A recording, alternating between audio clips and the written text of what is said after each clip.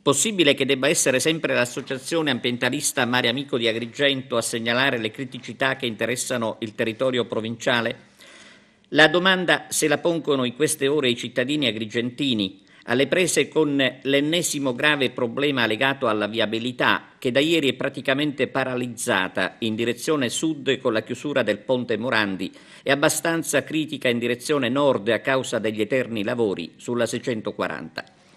Ebbene, dopo la denuncia di Mare Amico sono scattati i primi provvedimenti, a cominciare proprio dalla chiusura del ponte Moranti che, lo ricordiamo, un ingegnere dell'ANAS sulla rete ammiraglia della RAI aveva considerato appena 24 ore prima della chiusura percorribile senza problemi.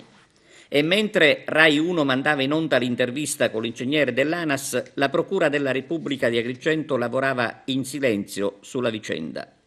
Il procuratore Patronaggio, infatti, vuole vederci chiaro dopo che sulle condizioni del ponte Morandi si sono levate diverse voci, tra l'altro contrastanti.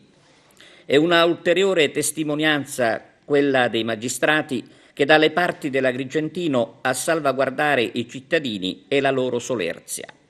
La vicenda del ponte Moranti è davvero una strana vicenda che vede da un lato ancora Mare Amico con Claudio Lombardo, secondo il quale sarebbe opportuno addirittura abbattere il ponte, mentre per il sindaco Lillo Firetto è opportuno invece un immediato inizio dei lavori per la messa in sicurezza della struttura. Purtroppo o per fortuna il ponte Morandi è stato chiuso, è un senso di responsabilità dell'ANAS che noi ringraziamo per questa sensibilità che ha avuto. Ora nascono dei problemi perché loro già l'ANAS comunica che almeno 180 giorni dall'inizio dei lavori resterà chiuso, sono 6 mesi, ma dice anche altro. Noi ci siamo trattenuti dopo le interviste, la vita in diretta con il direttore generale dell'ANAS, e ci ha detto che dovranno essere spesi circa 20 milioni di euro. 20 milioni di euro è una cifra esorbitante per mettere in sicurezza il ponte Morandi, e abbiamo anche discusso di valutare la possibilità invece di rappezzarlo, perché è sempre una infrastruttura che ha 47 anni, non è stata mai manutenuta, e questo è il problema, di iniziare a pensare la possibilità, l'eventualità di un abbattimento.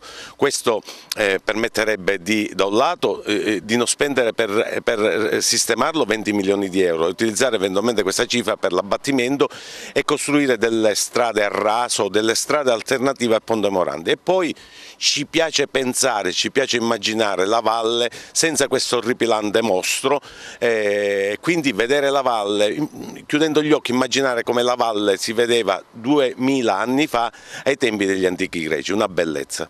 E sulla questione della viabilità nella zona di Agrigento si registrano le prime interpellanze parlamentari.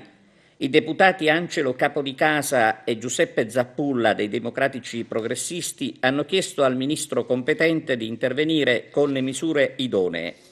C'è da dire che l'interesse dei due parlamentari riguarda anche la viabilità sulla Agrigento-Caltanissetta, dove si registra una situazione alquanto precaria dalle parti di Contrada Petrusa, con l'omonimo ponte che si sta rimuovendo in questi giorni per essere sostituito con una struttura prefabbricata.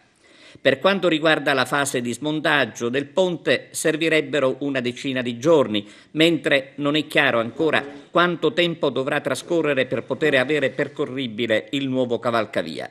Anche su questo problema, che già da 4 mesi causa l'isolamento del penitenziario di Petrusa, ci sono delle specifiche istanze al Ministro dei Trasporti.